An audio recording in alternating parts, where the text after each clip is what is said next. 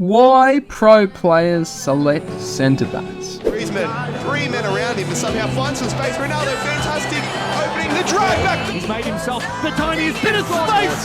Almost feels like a bit of a taunt. Didn't really go for him. Oh! The display there is absolutely ridiculous. Elastico on the goal line. On the goal line, the finest. We of talked about margins. Aussie FIFA. He's not here to make up the numbers. I always tell you guys you can't select your centre backs because if you do, you drag them out of position and then obviously there's a gap in space for your opponent to exploit. Now, although that's true, it's not always the fact, and I'll tell you why, because pro players are always selecting their centre backs.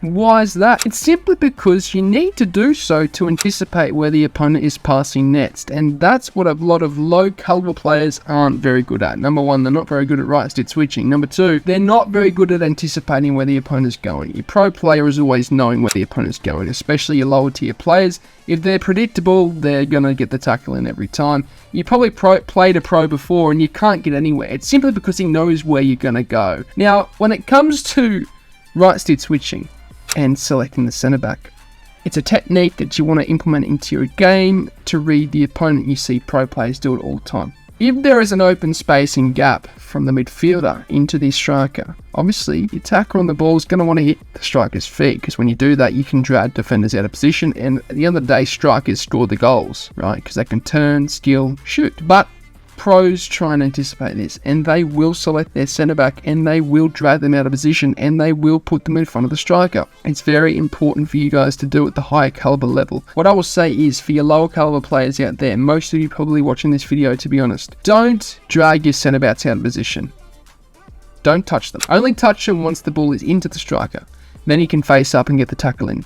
But for you guys who watch my videos, maybe you're a pro, maybe you're an elite player, please do this now. Start selecting your centre backs to drag in front of the striker to anticipate where they're going. Usually you'll want to do this when there is a clear passing option into the striker. This will allow you to anticipate the pass and cut it off before the opponent even thinks to pass into him.